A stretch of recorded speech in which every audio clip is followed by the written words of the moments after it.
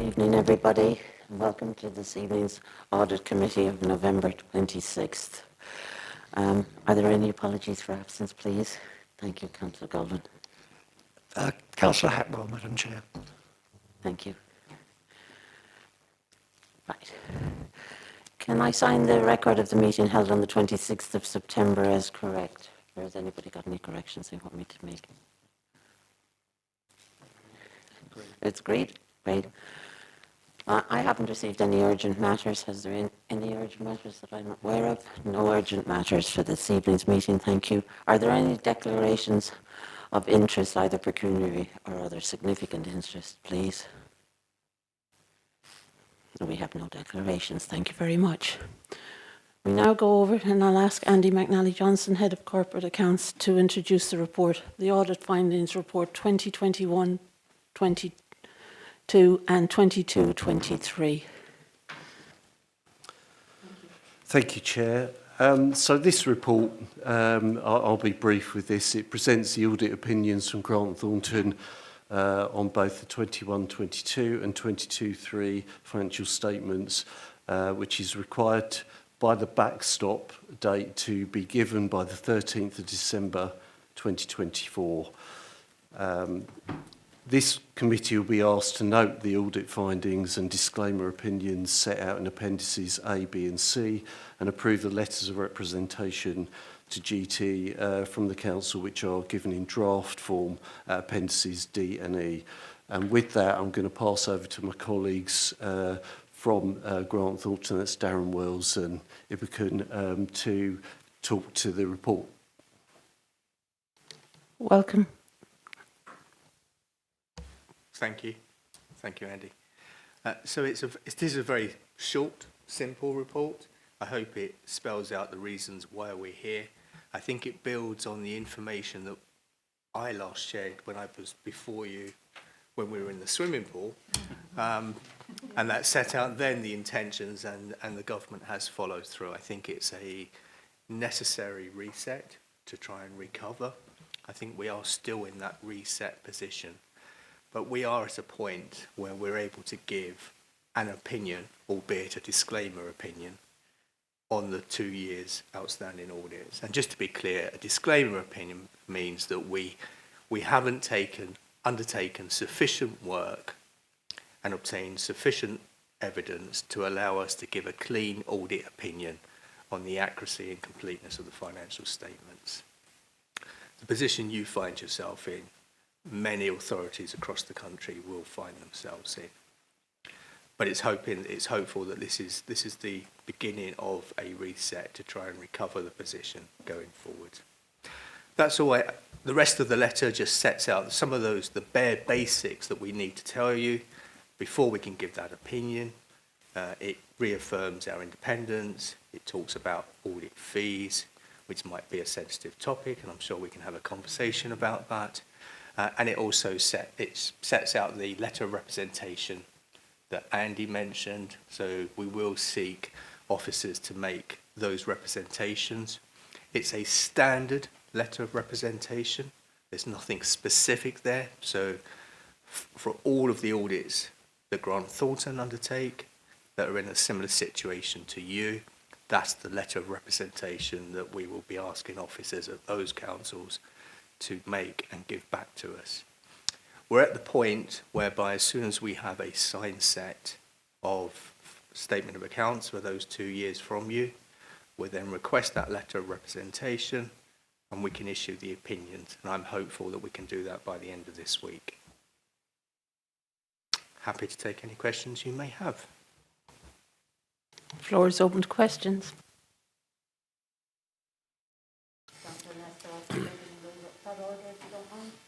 Yeah, thank you, Chair. I think comments more than questions. Well, actually, there is a question in there for officers.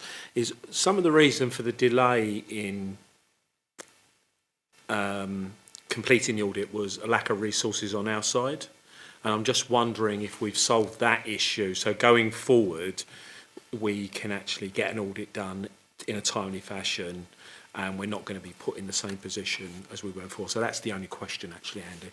I think a general point, I think there's a lesson in here is that when we embark on outsourcing, you know, that we make sure that there's sufficient bodies available to actually bid and undertake the work, because this is the actual failing here, is the abolition of the Audit Commission back in 2015, and the private sector not actually being able to pick up the slack, because I imagine it's quite marginal work for you, and you'd much rather be auditing bigger companies and others. But I think that's the lesson I hope we can take out of this. The only other thing, I suppose, just another question pops into my mind, is that you just said about being presented with the accounts for 22 and 23. Are you saying you've not had those accounts, or what's happened in terms of the drafting of those accounts and everything else? And are we certain that the balances carried forward from previous years are accurate? Thank you, Chair. Yeah, there's a few bits of background here, and I think Andy can give you that, Councillor. I appreciate you're new to the committee, but we made some decisions at this committee to work with Grant Thornton, bearing in mind the position that external audit is in nationally, and we made some pragmatic decisions. So I think Andy might be the best person to answer that question, and then Darren can answer the other one, the one about the structure in which we find ourselves in collectively. That's historic, and unfortunately everybody is trying to find a way forward, hopefully. Thank you, Chair. Yeah, if I take the first point about our resources, members may remember, but as part of the budget bill for 24-25, we built in what has been termed right sizing, and part of that was looking across various areas of finance where we felt we needed further resources. So whilst those resources didn't come in on the 1st of April, I can say that those resources in my area are now recently in place, so it leaves us in a much better position for future. It's worth pointing out from a publishing point of view, the 21-22 draft statements as set out in paragraph 3.3 was published on the 6th of November last year, 2023. Now the 22-23 draft statements were not published until the end of November this year. The reason for that is we diverted, you may remember that Audit Committee last November discussed the fact that 2 audits would not really take place. So it was a decision to divert our limited resources on trying to get the 23-24 draft statements published in time to get an audit started, which we did. We did get those published by the end of May, which we needed to do. But it has meant, therefore, with the limited resources, there was probably just myself trying to pull together the remainder of the 22-3 statements, which has happened now. But obviously, yeah, I'm sure Grant Thornton will say they haven't seen those until the end of October this year. Thank you. So I think the reasons why we've ended up in this position are multifaceted. I think the prime element isn't the abolition of the Audit Commission. And I can say that having worked for the Audit Commission for 26 years, but I've also worked for Grant Thornton for 12 years. There was a period when the firms all successfully delivered the external audit to the deadline. But I think there was a perfect storm that was brewing as external regulators ramped up the quality standard that was expected from audits, pushed auditors to look into areas in far greater depth than hitherto. And I think whilst we struggled with that, I think the lines of inquiry that we made back to officers struggled to respond. And I think that was the start of the problems. But I think it's clear all sides, all stakeholders, us as audit firm as a deliverer, council officers as the preparer of financial statements, other stakeholders such as the Financial Reporting Council, we all have lessons to learn. And I think we each need to own those bits that we've got to be responsible for. So for the council, I think clearly producing what are complex financial statements in time is a challenge. And I think it's fair to say that the council struggled the first time it had to produce group accounts. And that was an area of delay. Resourcing from our side, ensuring that we're able to provide you with sufficiently experienced staff and you don't have that churn of junior staff, which all audit firms struggle with, is a challenge that we've got to respond to. So we each have a role to play, but I think we all want to work together to ensure that we can get out of this mess and it doesn't repeat itself. Sorry, Chair, just as one follow-up comment, I think it's important for residents to be confident that the money that they're paying in council tax and also paying through income tax into government grant is being well managed. I'm sure, I have no concerns because this is, as you say, is a national situation. It interests nothing, it made the Telegraph this morning. I don't know if you saw the article in the Telegraph. So thank you for that anyway. Thank you, Madam Chair. I noticed there's a paragraph 3.4, there's a table which is bringing forward for 23-24 quite a bit forward because the previous date was going to be the 31st of May 2025, and now we've got to complete that by the 28th of February. That is quite a big jump forward, and again for another month in the following year. Have we got, well, for both parties, you know, us as a council and Grantford as the external, have, you know, what are the implications for us there? Because that is quite a movement of the deadline, isn't it? And the other question is a little bit tongue-in-cheek.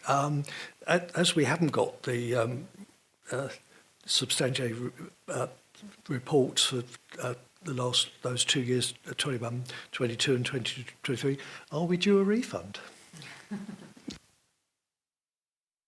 I think that the answer, it's not, no, it's actually been discussed nationally, and the small answer to that is likely to be yes, but the party that's negotiating the refund with the providers is the PSAA. And glad to report, this has been discussed on every forum that I've been on recently, so that's good. The questions that you've asked, maybe, is it Katie or Andy who wants to answer that? Andy, thank you. I will say that I think the deadlines that were brought forward more substantially, I guess, they did take us a little bit by surprise, and I think they probably, I can't speak for GT, but I think it took everybody by surprise. Because some of those deadlines were going forward were a little more generous, and it was something we were working to. And I think there will be a report that comes to Audit Committee in January for the 23-4 audit findings, and we'll talk more about that then. But I think there's no doubt that bringing that deadline for 23-4 forward has had a knock-on effect, not for us, but for just us, but for everyone. But I think going forward, as you can see, the whole plan is to bring us back into normality. And I think that, as Darren said, we all want that. So we want to get back to be able to producing an audited set of statements by November of the year that's past, that's just gone. So whilst some of the dates are challenging in these early years, I think it's not unexpected going forward, and we'll all be working towards that. And yes, I'm confident we can do it, and we will do it, and we'll work together with GT to make sure we get this done.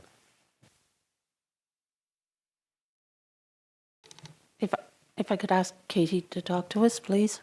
Thanks, Chair. Just 2 quick points. One is that my understanding is that the shifting forward of those backstop dates wasn't intended to be punitive or to catch people out. I think it was rather about preventing local authorities or audit partners from issuing opinions in the middle of a PERDA period for local elections, and that might have ramifications because these were likely to be modified opinions or non-standard opinions, and so I think that was the reason for that.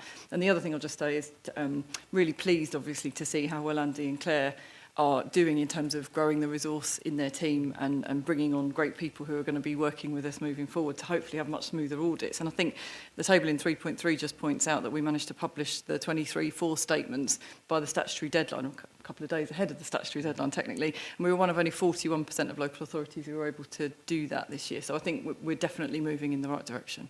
Thanks. Darren, you wanted to come in on that too. Thank you. Just for complete transparency, I think it's worth making sure you're clear. So we're issuing disclaimer opinions for 21-22 and 22-23. That is likely to continue for the next few years until we can get back to a position where we can give assurance on a complete year's set of accounts. Because the problem we have is the opening balance position each time. And you can't recover that assurance in one fell swoop. So the talk is an expectation of qualified opinions in some shape or form, be it disclaimer or a slightly lesser qualified opinion for the next 3 to 5 years. It is worth adding that there has been reasons for some of the disclaimers in some of our reports that haven't actually anything to do with the technical auditing of that.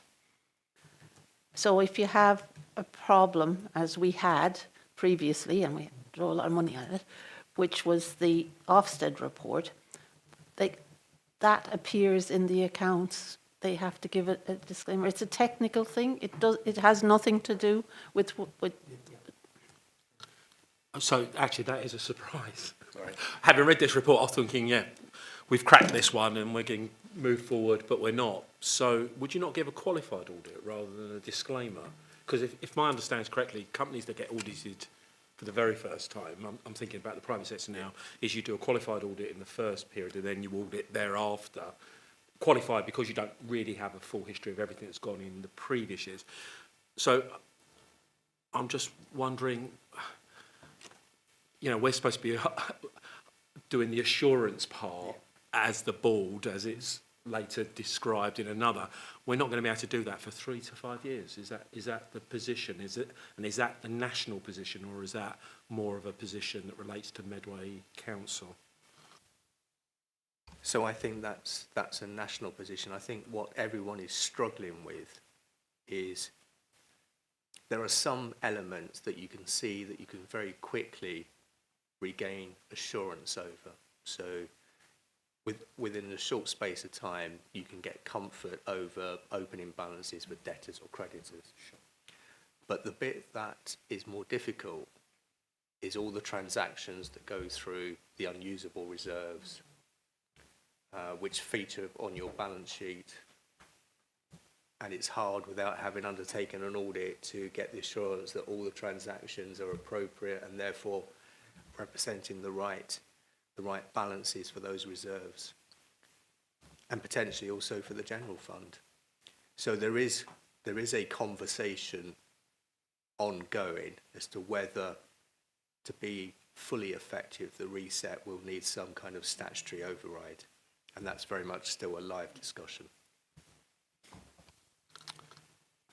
Thank you, Chair. Just through you, I'm just wondering, Katie, when we're giving advice, when you and your team are giving advice to the Cabinet on budgets and cash flow and everything else, how's that working without the qualification? How certain are we that the advice we're giving the Cabinet is pretty much is really out? I'm trying to find the right form of words here. What I'm worried about poor Vince sitting there all trying to work out is it 25 million overspend or is it 60 million overspend? And consequently, if we've got problems potentially with the opening balances, are we judiciously building in some contingencies just in case? You know where I'm going with this. I think I want to be certain that all the assumptions are the right assumptions. Thank you. Okay, so I think probably important to say that an audit firm saying that they haven't tested and therefore can't give you assurance that those balances are right isn't the same in any way as saying they've any reason to think that they're incorrect or that the starting point is wrong. And so we had a clean audit of 2021. And so we understand, we know that the transactions that we've put through in the years following that all follow the policies which Audit Committee have agreed, which Cabinet and Council have agreed. And the other thing I'll say is that a set of statements is a really complex set of documents. It isn't a bunch of pieces of paper that we've manually written. These are a series of spreadsheets and workbooks that talk to each other. To that end, they've got some built-in checks and controls that we know that the core financial statements are right. We do a number of things on our financial system. We look for outlier transactions. We do some work to make sure that we haven't posted anything through that we believe to be incorrect. And I think the other bit of assurance I can give the committee is that I've got a very long-standing team between Phil and Andy, who actually has been working at Medway since before Medway was a thing, always in the same team. Sorry, I probably shouldn't say that. But so we... Yeah, it's just really hard work. It ages us all.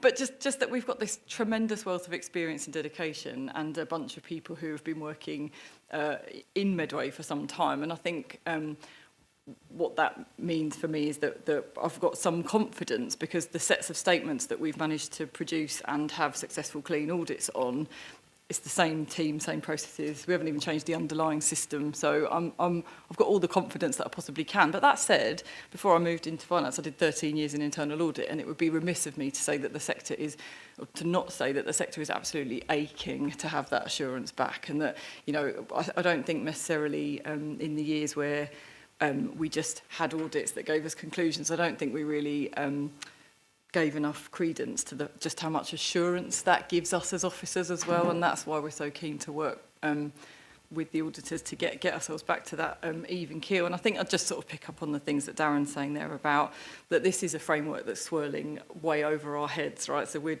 sort of pawns in this to some extent, and we need people like, you know, the Financial Reporting Council are working with CIPFA and a number of other bodies to work out how we create a code of audit practice that enables the auditors and us to move back to a place. And I think just the point I'd make is I'm sure there'll be some way through where committees like this will get assurance about key areas. So it might just be that we're not able to give a full tested audit in all areas, but I'm sure that would be a risk-based approach in the areas that would be most relevant to presumably the financial sustainability of an organisation like Medway. So hopefully that helps. Councillor Nesterov, thank you. Thank you, Chair. I have a few questions. Actually, one of them was about the refund. And I'm going to build on that a bit. If we are getting a refund, are we going to know how much of a refund we are getting? So ahead of time, so we can maybe schedule ahead. That's my first question. Second one would be about your fees. It's a bit cheeky, but there is a substantial increase in your fees from 2021-22 and 2022-23. I have 216% increase, and next year they're going again another 13% increase. Are we getting value for money? That is my question. You have no idea. It's like next door. Because it just seems 2.5 times more than it was in 2021. It's quite substantial. I know prices went up, but not that much.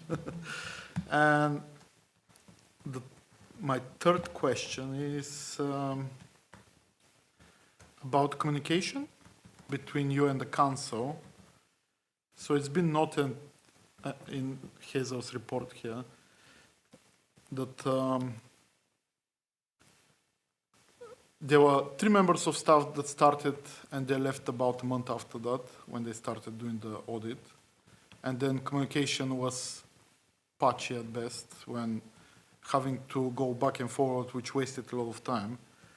Can we ensure that in the future we're going to have a dedicated people dealing with the audit for the council?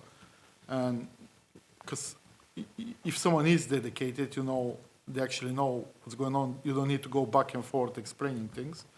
And maybe we can reach the deadlines that way. Thank you. You might get a few more questions and it'll be a little bit along that line as well. Fine. Thank you for those questions.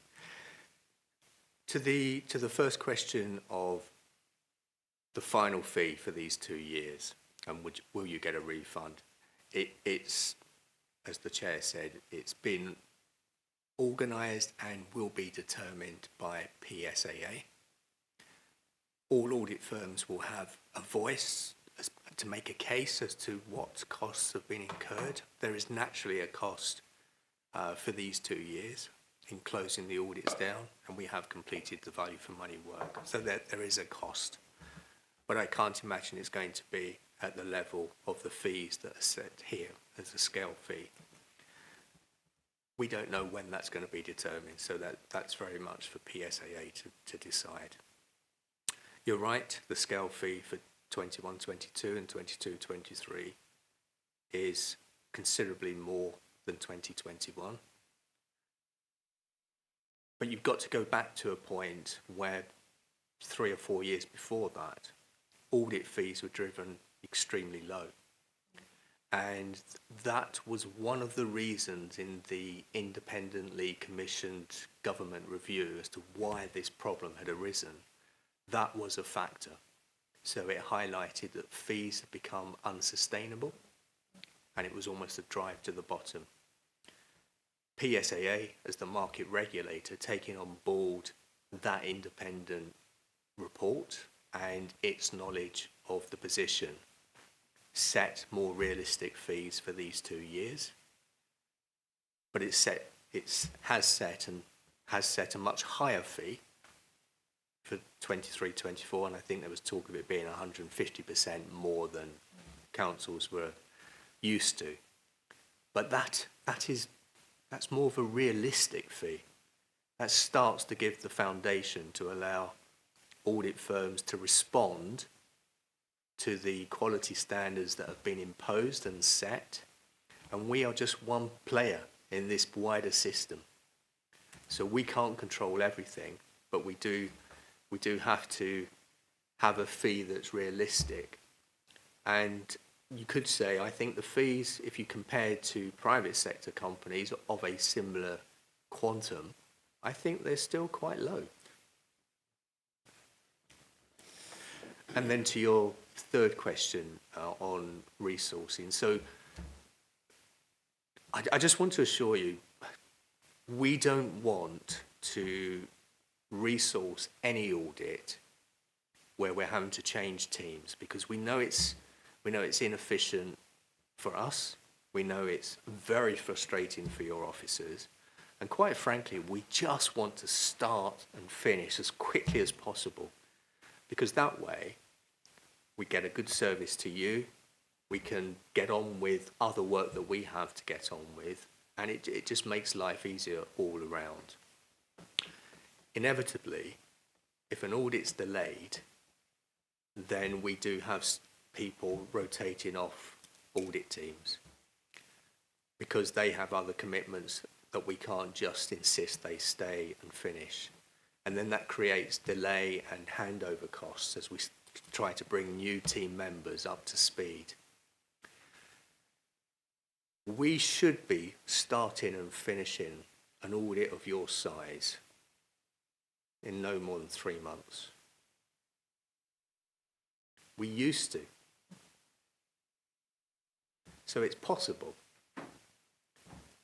But it does need the council to play its part, and that's what I alluded to earlier, to ensure that we can do that. Can I make a suggestion on this?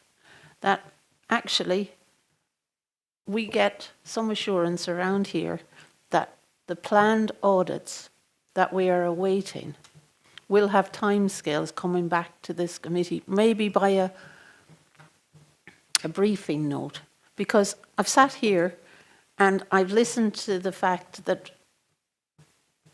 and in other fora, and I understand that the industry is up against it. I used to work for one of the large SIGs, so I know about how to send out audit teams, but we've got information coming from both sides saying we need to have more assurance on the availability of the right calibre of staff, knowing what they're going to be asked for. Well, I do accept that there was an increase in the depth and breadth of what the external audit was to include. But that hasn't been changed in the last 12 months, so you do know what you're looking for. So I think it is only reasonable for this committee to ask that we have a detailed plan as to when we're going to get the next audit done to meet the timescales as much as, and the backstops. And I was hoping that you were actually going to come with all that this evening. Maybe that was a little bit cheeky of me, but I really would ask that we get that. And the other thing that I wanted to say is, you did answer it before I even asked the question about the standard disclaimer letters that are going out. Were they agreed for every firm, or is it only yours? Because when I read it, it plays down the crisis in the industry. It does say what you can't give us opinions on, and that's technical, and I can read that. But the inference was, from my reading of it, that actually the bigger problem was lying with the council, but I think it was a 50-50 problem, or it might have actually been slightly different. And my third question is, Darren, are you going to be our lead for them going forward, because it's lovely to see you back, or is somebody else? Thank you. Thank you. If I can start with the easy one first. I'm just standing in tonight. So, no, it's just it's a guest appearance. So I served 5 years as the external auditor, and that's the maximum I can do. So I had to rotate off. Matt Dean is responsible for 23-24, and I hope he's in place for 5 years, because I think that's how you start to get that efficient audit. To the second point about the wording of the disclaimer opinion, so what we've given you is very much Grant Thornton's take on the opinion. I think if you compared it to another firm, it may have different wording.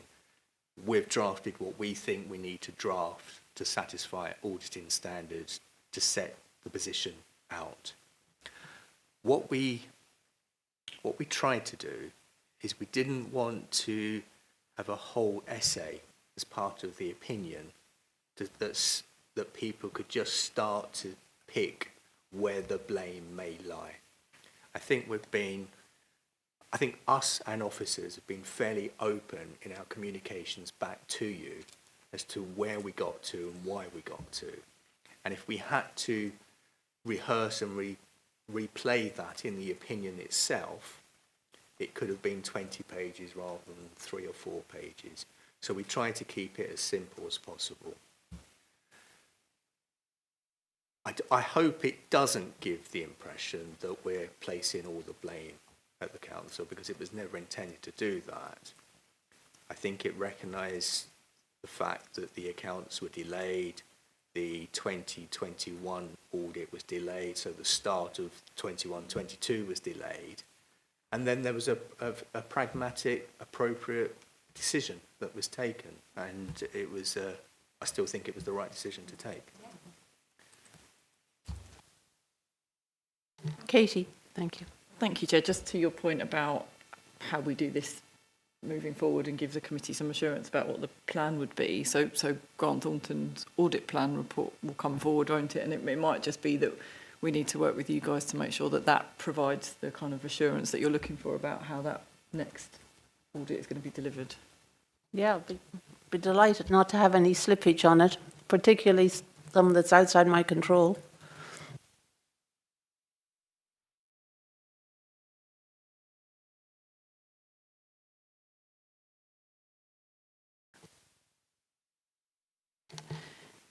We have a nominated partner.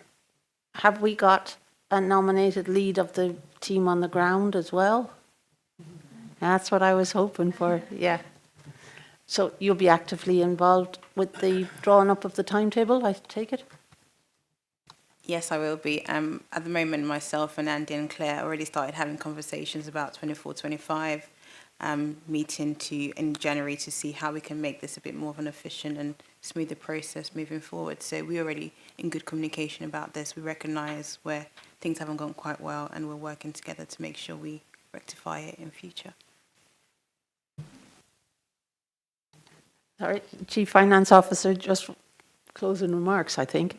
Sorry, I recognise how difficult and bruising conversations like these have been, and I just want the committee to be assured that I actually am really proud of the relationship that we've got with our external auditor. And when I talk to colleagues, maybe I shouldn't be saying this, but others don't enjoy such an open, constructive relationship with their external audit team, and we've had real consistency with IBI, and so I think we've got a really great platform to build from as we, over the medium term, seek to build that assurance back through. But yeah, I just wanted to just make sure that no one's got the impression that we're not working together well, because we certainly are. Thanks. Thank you, Katie. Can I move to the Vice Chair, please?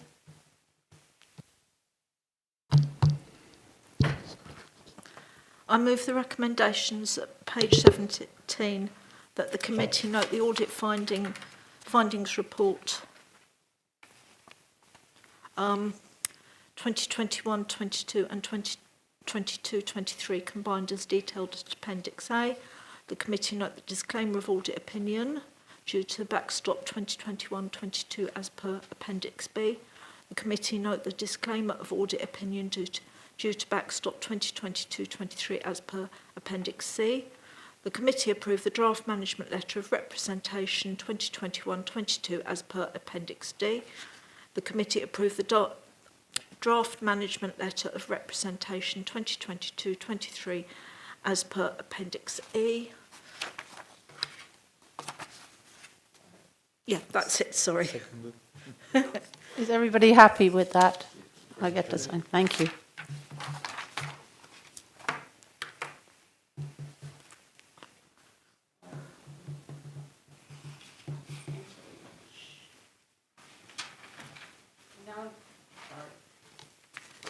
We now move to item 6, the Treasury Management Strategy Mid-Year Review Report. And can I ask Andy, Head of Corporate Accounts, to introduce the report for us, please? Thank you, Chair. Again, I'll try and keep this brief. It won't be quite as brief as the other report. I think, sadly, I've got a couple of corrections that I've noticed. So in paragraph 3.7, each of the sections where it mentions the various reviews, they're one out. So section 3 should be section 4, section 4 should be section 5, and ongoing. So the last one, which is a review of the compliance with Treasury and prudential limits of 24-25, that says section 7, it should be section 8. So apologies for that. It's obviously correct in the rest of the report. And then one other thing I did notice when I was looking through there under paragraph 6.5, where we're looking at the interest and financing financial position that we've got this year, there was just an incorrect figure under interest earned in the report. It forecast 11.959 million. It should have been, it forecast 11.931. It should have been 11.959. So it's an improvement on there. What it means is the bottom line is an underspend of 1.83 million rather than 1.802. That also is the same as the round 2 figure that's gone through Cabinet. So apologies there, that's just an error on my part on that. But if I move on to the report then, so obviously this is the mid-year review for the current financial year, and it gives an overview of the Treasury management activity since 1st of April 2024, and it follows on from the round 1 report that was presented to this committee in September. The mid-year Treasury review really can be used to highlight any areas of concern since the original strategy was approved by Council on the 29th of February 2024. In the report, the key indicators relating to external borrowing against the capital financing requirement are shown on page 45, and shows that borrowing remains within the limits set by the capital financing requirement. That indicates that the council is only borrowing for capital purposes.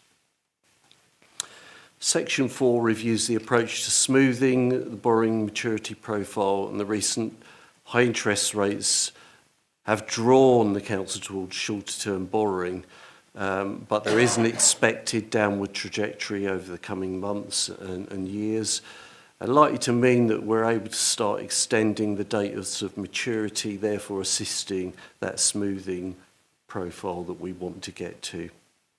Obviously, we'll keep looking at that, and as it becomes an option, then we'll take those options. Paragraph 4.2 on page 48 reports £119 million of short-term borrowing as at the end of September this year, and also states that 79 million of that remained repayable by the end of this financial year. We've got a lot of borrowing to repay, but we've known about that for a while. You can see that also in the profile graph at paragraph 5.8 on page 50. Section 5 reviews the borrowing policy, and in that respect, it's still in the aim to keep borrowing as low as possible. So that, in effect, means that with regards to investment portfolio, we'll be using our cash in the first place to keep our borrowing low. If it's then available for us to invest, we'll be doing that where we can. Details of investments are shown at 6.3 and 6.4 on pages 50 and 51 respectively. The benchmarking chart on page 52, those of Audit Committee members will have seen Treasury strategy reports will see this.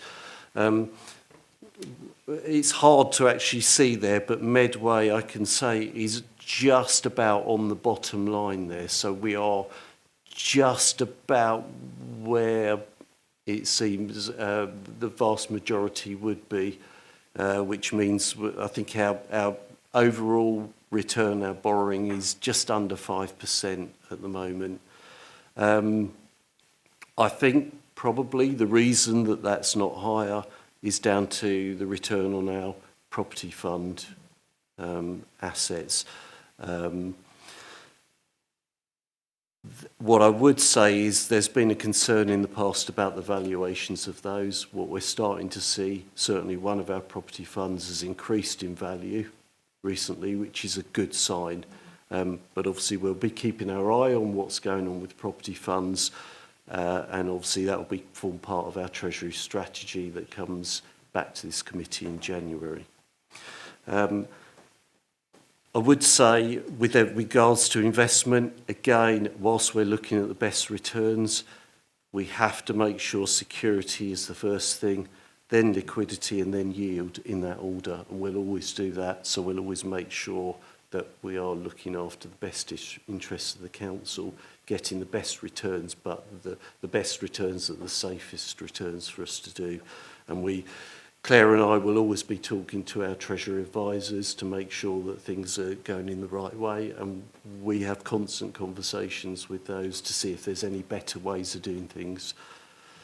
The table at 6.5 on page 51, I mentioned that already in my corrections. That shows that overall we've projected an underspend as at round 2 of £1.8 million compared with the approved budget.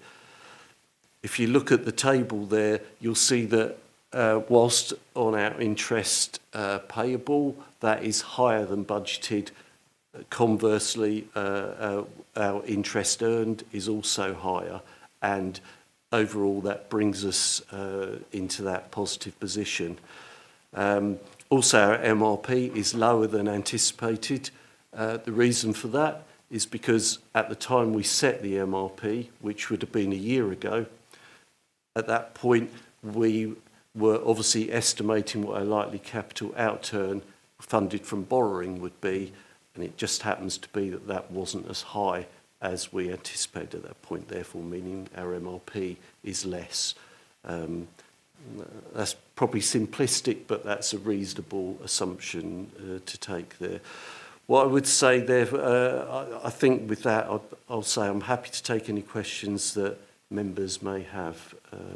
I'll leave it there. Thank you. Questions? Councillor I'll start with Councillor Nestor this time, if I might. Thank you. Thank you, Chair. I have a few questions. On page 4, the graph that we show, that you really have to enlarge to see where we are compared to other councils. It shows that we are next to the red wine now, but to be honest, last time we saw it, we were more in the middle. So does that mean that our returns drop somehow compared to previous times? Maybe to take it one by one. Yes, so this is taken from a benchmarking group that our Treasury advisors help us with. When we've looked through that, I think our issue has been that our returns on our property funds have just not quite been where they've been slightly lower, which hasn't helped us. Although I would say you've got to bear in mind, yes, we're on the red line, and obviously everyone would love to be higher, but we are within the realms. I'd say we're still, there's nothing that's concerning me that our returns are poor. I just think that we'll always look to see if we can improve those returns. Obviously, we don't know what other authorities are doing when they are investing. We don't know what risks they may be taking with those returns. So that's the thing. We'll obviously work within our strategy and with the advice we're given. But obviously, I would hope we don't drop well below that red line, because obviously that will be of a concern. But at the moment, we're keeping our eye on that one. My second question is on page 45. We have less repayment of capital loans, 62 million. You mentioned that there is another loan maturing next year, 70-something million. Are we prepared for that? You said it's been a long time coming, but are we prepared not to use more borrowing to pay loans, basically? So the way we will look at things, when it comes to repayment of any borrowing that we've done, if we can internally borrow and replace that, we will, obviously. So if cash flow allows us to do that, we will do that. So we will only take out borrowing that we have to. I would be remiss if I didn't say that it's likely that a lot of that we will have to take out again. But I'm not saying all of it that we're borrowing. So we will look at that, and it will also give us, as interest rates change and hopefully come down, will give us the option to look at smoothing out that effect so that we don't have these large amounts. I think what I'm saying is the policy of the Treasury strategy over recent years, due to high interest rates, was that we had taken out a lot of short-term borrowing because we didn't want to get caught out by interest rates changing. That's a part of a risk that we have to deal with. But because of that, we're now in this position where we do have some quite large repayments. But yeah, that's something we'll deal with as a team and with Phil and Katie and our Treasury advisors to make sure we make the best decisions going forward for the council. Thank you. Actually, I have a lot of questions, but they're more like comments. So first of all, the authorized limit of borrowing is 713.5 million, and we are at 547, which I think has dropped from previous years, I think. So does that mean we're quite comfortable still, just for me to understand it, and if someone is watching this as well, we're still quite comfortable in our limits to borrow another almost 200 million if needed, hopefully not needed. As well, you mentioned the 1.8 million underspent. is that going back in the budget if it's underspent to use for the purposes? Okay, so if I take the first point, the borrowing limits, those overall limits are set when we put the Treasury strategy together each year. The whole idea of those is to look at, obviously all borrowing we take out is something that we have to ensure that it's affordable, that borrowing we set aside an MRP.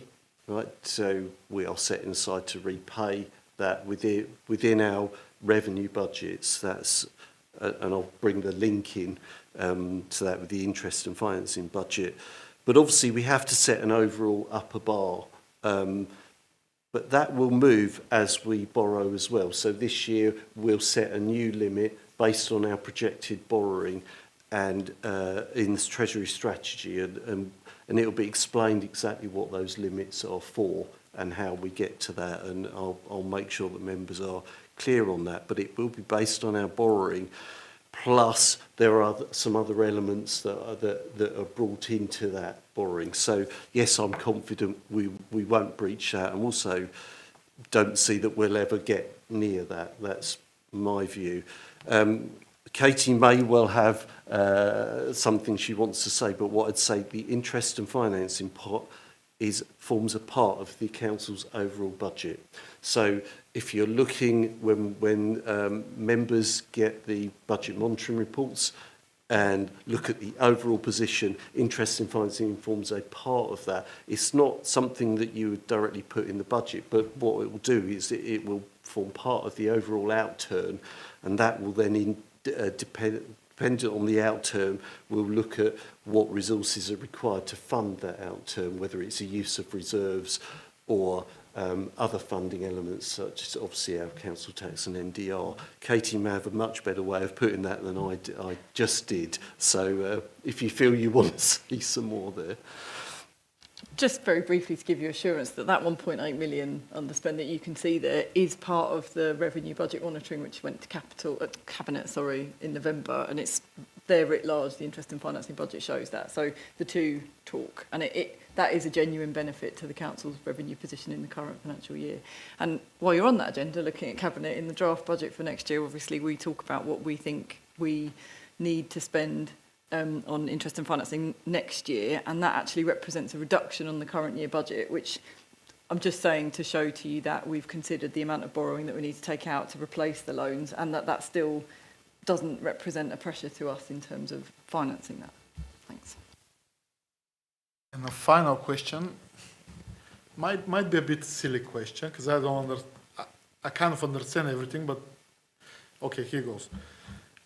I noticed that our investments have a yield of around 4.99 or 5%, and our loans, the percentage of repayment will be consistently dropping, going up to 3%. Is there a way we can borrow to invest? It's a very sensible, whilst it sounds like a very sensible, and it's not a silly question at all, it's actually illegal. So no, we can't. Thank you for making that clear. I think it's fair to ask the question and have clarity around it so that we know we will not be doing it. Councillor Lawrence, your turn. Thank you. I can see that one going out in one of my in-touches, Councillor Nestroff. Shall we borrow to invest? My concerns are that these numbers, more on the projection, the numbers are the numbers, Andy, and thank you for the report. It's really a detailed report. I'm much more worried about what's happened since the budget and the impact. We've got inflation going up. The government's borrowing costs are now at 4.5%. where this report only talks about government borrowing costs at 4%. So I'm wondering whether we're being a bit too optimistic. I think in this report we talk a lot about asset disposals. Are we being over-optimistic on our asset disposal programme? Because obviously the asset disposal goes against debt, which is exactly the right strategy, but you've got to sell the asset in order to redeem the debt.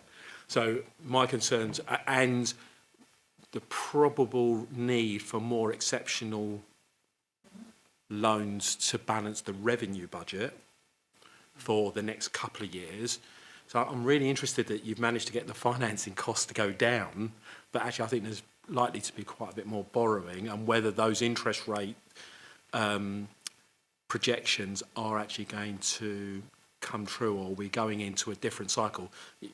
As a businessman, you probably looking at your business going, oh my God, how am I going to manage this? And there'll be a lot of business. I don't think the economy is going to grow anywhere near what they think it's going to grow, and I think that's going to have a lot of impact both on government borrowing as well as interest rates and inflation. Thank you. I ask the Chief Finance Officer to come in here, a little bit of assurance on this, please. Thank you. I think it's really difficult to project what you think interest rates are going to be doing, and I think if we had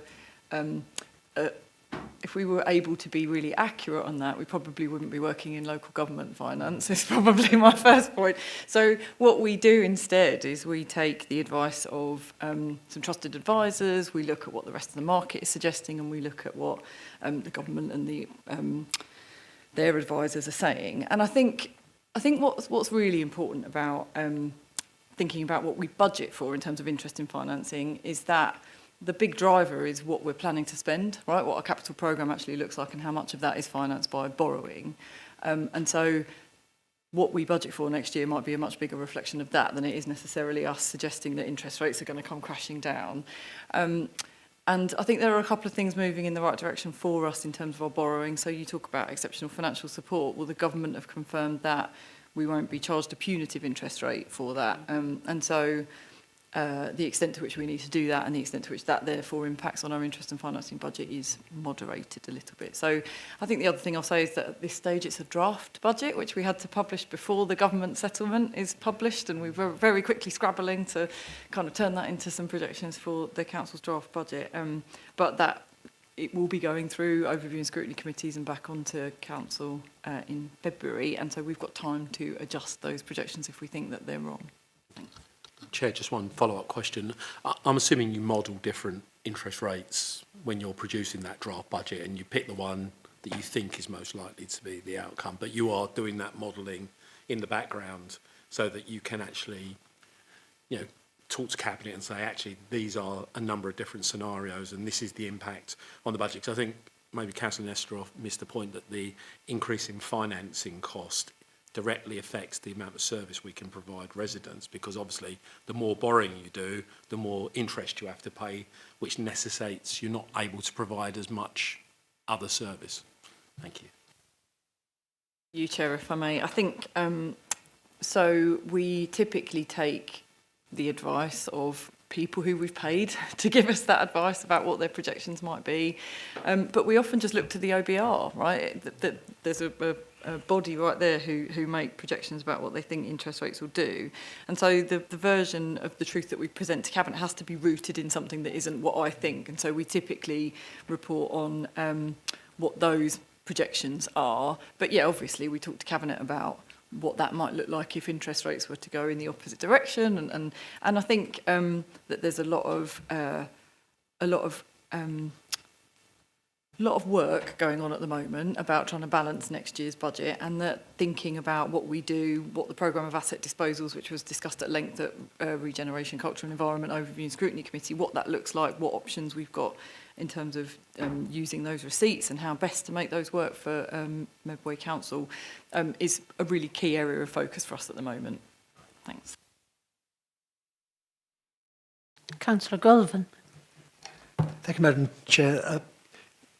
To follow on from Councillor Lawrence, I mean, there have been some changes since the budget. And one thing that surprised me was, because I looked up what the 10-year gilt prices were this afternoon, and that was on my home PC, and I just left it there. And I was quite surprised how much the rates went up every minute or two. It's up to 10 basis points, so I hadn't realised there was that the market was moving. So when you borrow from the Public Works Loan Board, how long do those rates stay, or are they constantly moving up and down?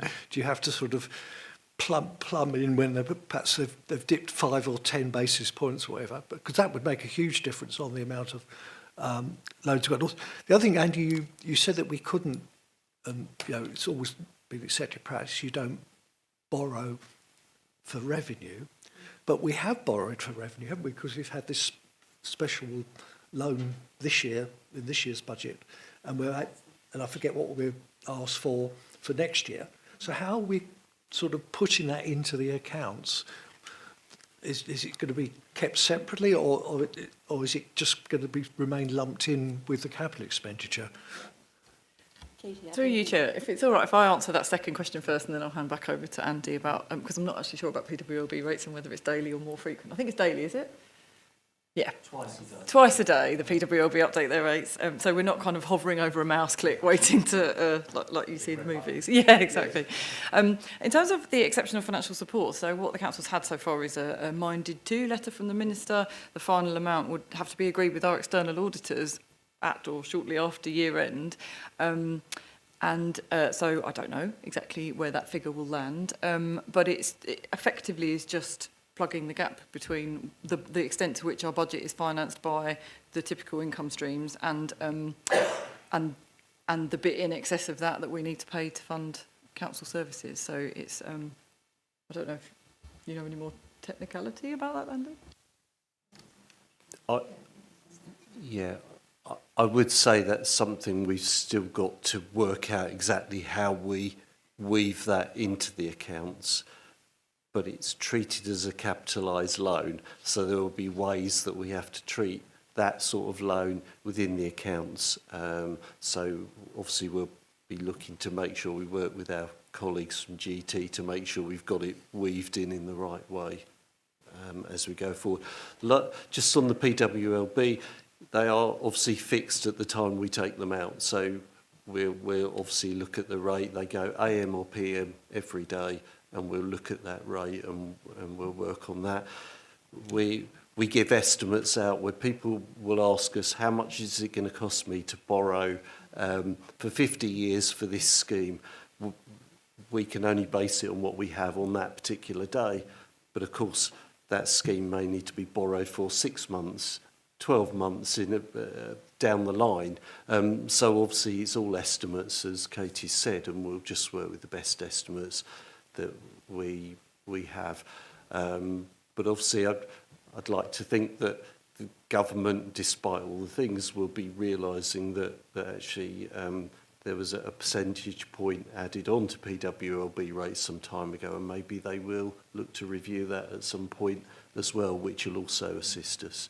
But obviously that's their decision. Just from my education, I'm just wondering how long the exceptional financial support loans are over. Is it 50 years or is it shorter period?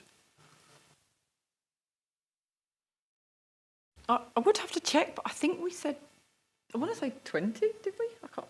I'm sorry, we would actually have to confirm, yeah. I did the maths in February, sorry, I haven't really looked back. I think it's 15 million was the first, or 14.8 million. If it's 20 years at 4% and a bit, that's a lot of money. And then you're going to possibly do another one next year and another one in the third year, unless Angela Rayner throws some more money Vince's way. I mean, it's very expensive borrowing.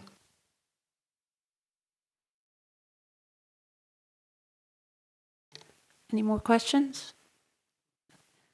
Hand over to the Vice Chair, if I may, please.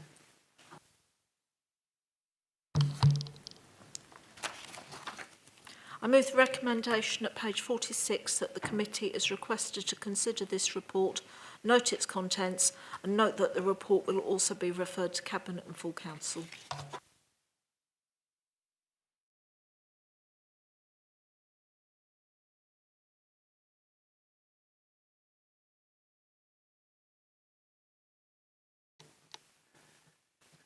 We move now to item 7, the Global Internal Audit Standards Application Note. Global Internal Audit Standards in the UK Public Sector and Consultation on the CIPFA Code of Practice for the Governance of Internal Audit in the UK local government. And I'll ask Helen if she wouldn't mind introducing this for us. Thank you, Chair. It's a bit of a mouthful, but I'll try and simplify it a bit. So this report is intended to provide the committee with an update on some upcoming changes to the internal audit standards that we're required to work to. The report introduction gives more detail, but in summary, we're currently required to comply with the public sector internal audit standards, which were based on the Institute of Internal Auditors' old international standards, but are a complete set of standards in their own right. However, from April 2025, we'll instead be required to comply directly with the Institute's new global internal audit standards, with the public sector internal audit standards replaced by an 8-page application note, which provides a handful of public sector specific interpretations and requirements. The application note is draft at the moment, but we're expecting a final version in the next few months. We're currently undertaking a self-assessment against the new standards and the application note, and we'll be putting an action plan in place to address any gaps. Alongside these changes, CIPFA have introduced a new code of practice which provides guidance on how to apply the requirements of Domain 3 of the new standards, specifically in local government. This is particularly relevant as this domain introduces explicit requirements for the board, which in our case is the Audit Committee, and senior management, in addition to James as the Council's Chief Audit Executive. Although this is a significant change, it should be noted that the requirements which are set out in Appendix 1 of the report mostly just articulate arrangements that we've already got in place. There's currently a consultation open on the CIPFA code, a copy of which is provided at Appendix 2 of the report, and that closes on the 28th of November. Due to the short time period that the consultation is open, we'll be submitting one response on behalf of the Council, which has been prepared by the Chief Audit Executive. Hopefully that provides a bit of an overview of the changes, but I'm happy to take any questions. Councillor Golvan. Hey, Madam Chair, in the table there, they refer to various officers and offices. So you've got the Chief Audit Executive. So who actually is that nominated person? Senior management, I presume, is CMT. But the board, is the board cabinet or this committee? That's good. And you briefly mentioned there's another report to come, but how far are we actually away from what we're doing with our current practice to what is needed to be done with these new rules? Are we a long way from it, or is it just a little tweak, just to give a little bit of quantum to what is required by officers? Thank you. If I can answer that last question for the committee, to recap on what James said when he gave us an overview of why we had, if you like, pushed this report to this particular committee from an earlier one, was to give internal audit, and James in particular, time to review what was required and align us as much as possible to the new standards coming on board. And that's why it's come to this committee in this virtual final draft terms. And also he gave a commitment that he knew at that stage the sort of things that he wanted to put into the consultation on behalf of all of us. So that's just a bit of background, bearing in mind that everybody can't be on every committee. Yeah. So that was just a bit of assurance that James was already planning for that. And maybe Helen can give me a little bit more of an update, but that's where it's at. Yeah, so in terms of the first question, the board is the Audit Committee, senior management is CMT, and James Larkin, as Head of Audit, is the Chief Audit Executive. In terms of the second question, we'll know more once we finish the self-assessment, but I mean, I've been working on it all day today, and the indications are that we've got an awful lot of little tweaks that we're going to need to make, which are going to be quite time-consuming to do, but there's nothing that's going to fundamentally change the way that we work on a day-to-day basis. So it's more administrative than it is procedural that we're going to need to So we're not too far from it? No. There shouldn't be any issues to be compliant by April.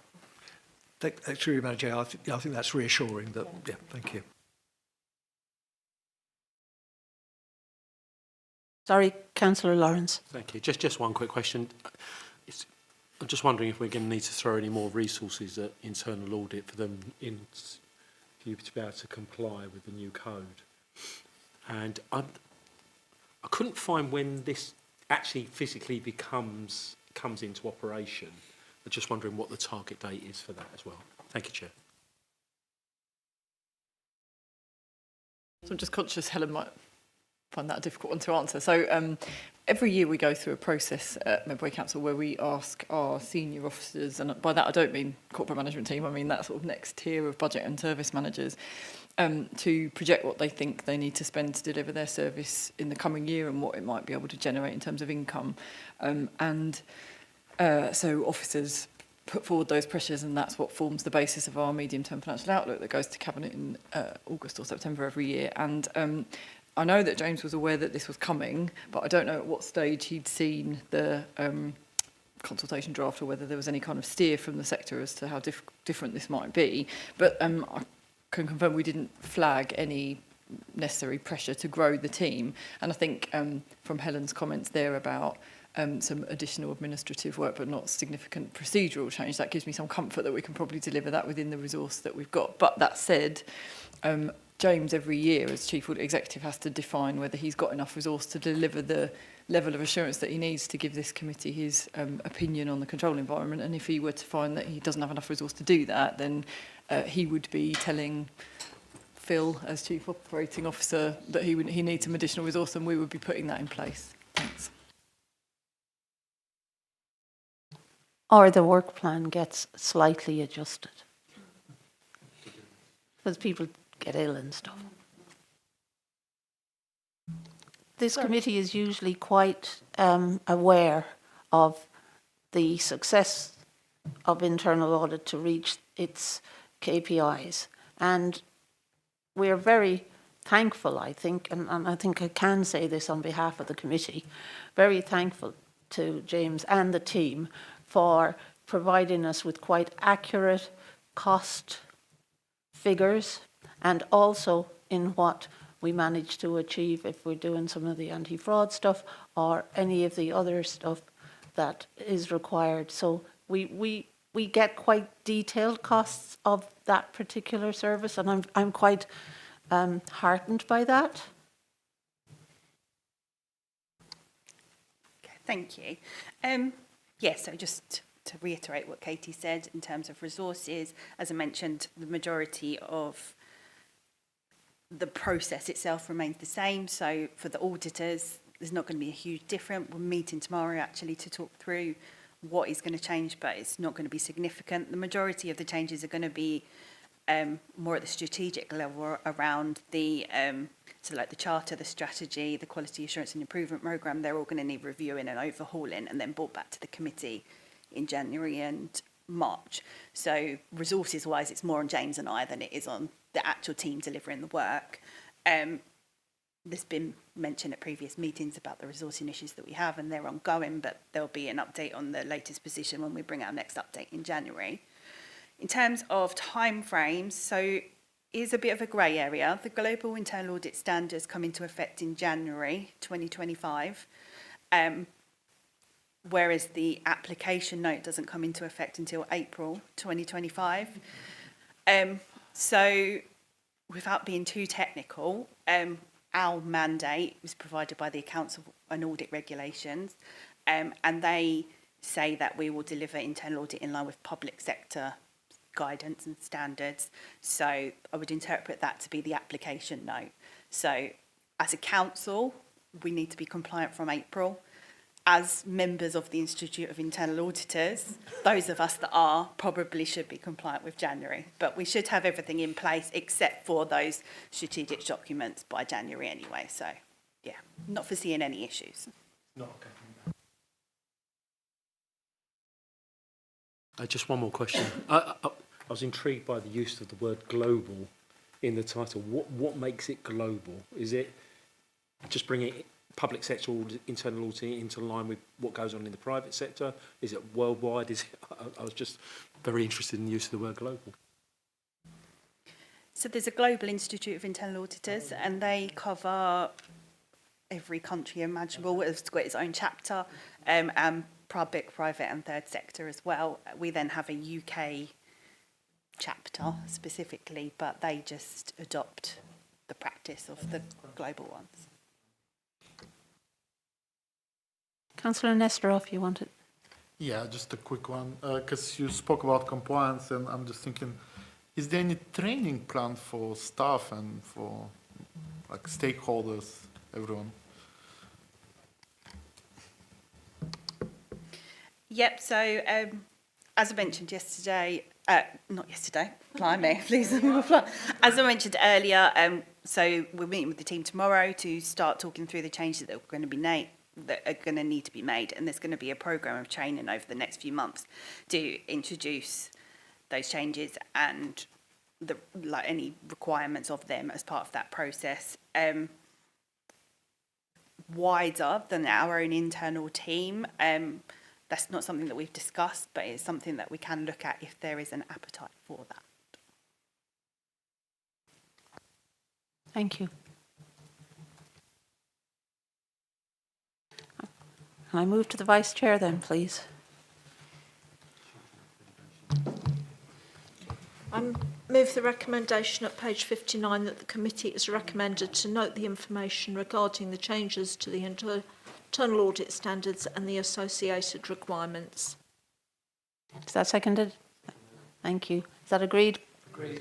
Thank you very much. Sorry, Councillor Goldman. Madam, may I crave a 5 minute? Oh, absolutely. Of course. Thank you for that.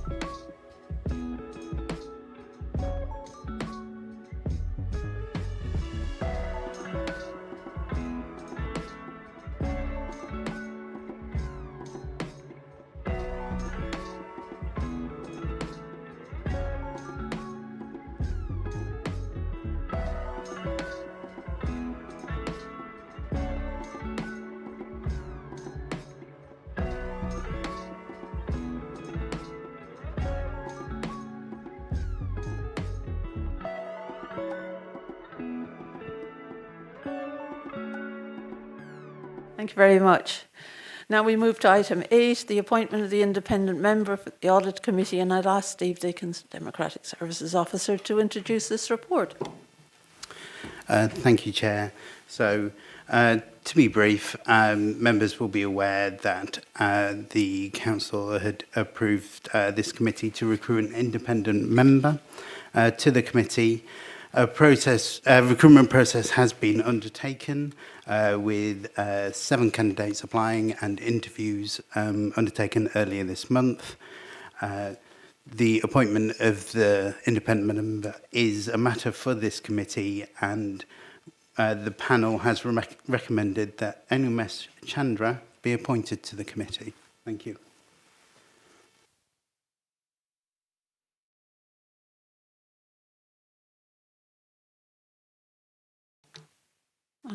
Anybody?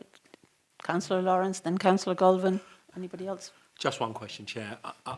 There's no information about this person at all, and we're supposed to just accept. I'm just assuming that this person's got the requisite experience to play a useful role as the independent person. That's the only bit of assurance I need. The recruitment was done as per it was detailed. The advice was taken from the 151 officer and from the monitoring officer. The monitoring officer who was physically in the room during the interviews, and his experience, help and guidance was really welcome, although obviously he didn't have a vote. And this person, while not an auditor and not an accountant, has experience in the National Health Service in assurance and governance and safety. So there was something, Steve, that we needed to tell the committee, that the person was appointed for up to 4 years, but there's going to be a review at year 1. Yeah, so that's correct. The report asks that the appointment be for up to 4 years, with dependent upon a successful review by both parties, ourselves and the independent member, after 12 months. I think that gives us some assurance that everybody has a chance to discuss how well it's going for this committee, for the council, and obviously for the independent member as well. Thank you. Golvan. I was going to ask exactly the same thing, Madam Chair. And, reading the report, it was a very thorough process. So it would be nice to have just a little detail about Anash, but that's been done. Thank you. Thanks for your question, stroke comment. Thank you. We note the report.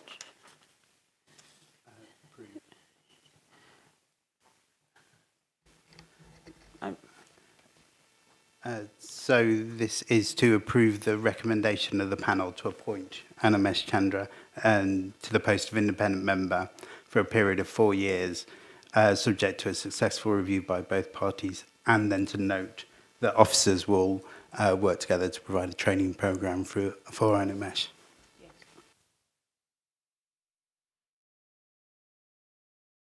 Is that seconded? Thank you. Is that approved? Agreed. Sorry. Thank you.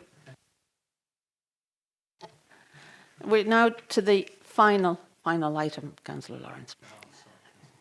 It's your report. It's my report, yes.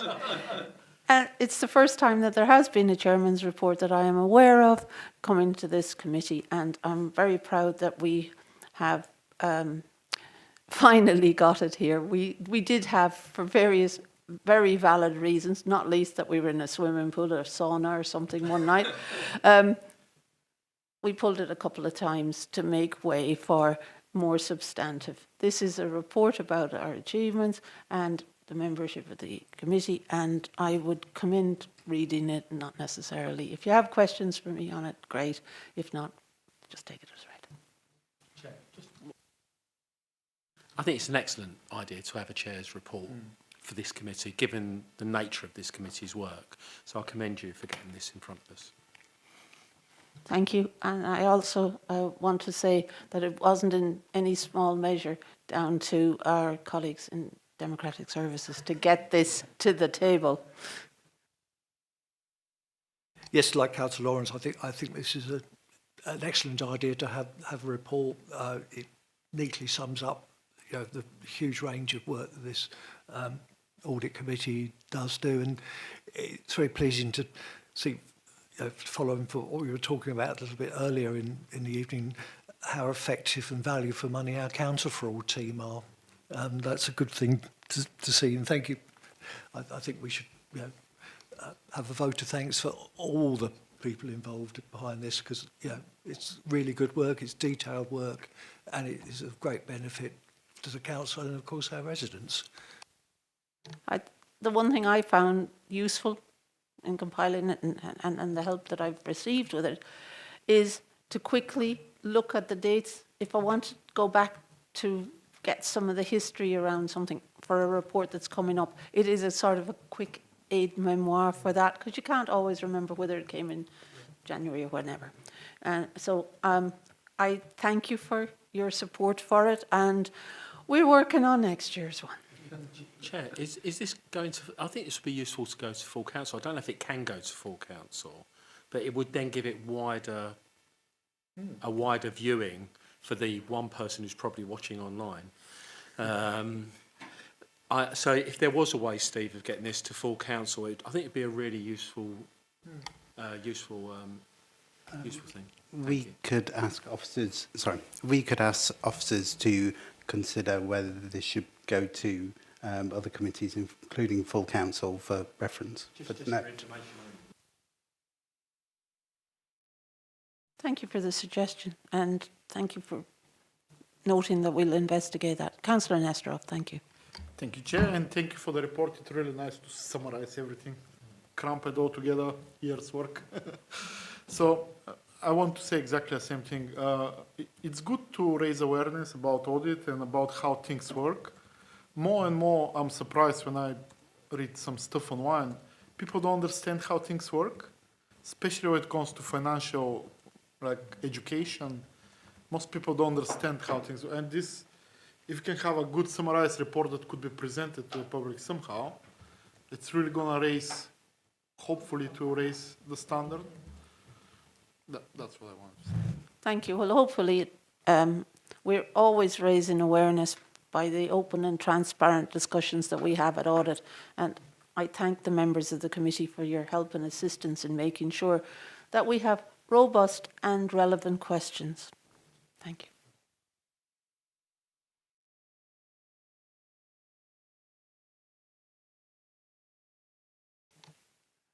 I take it we're going to note the report. Okay. Thank you. Meeting's closed.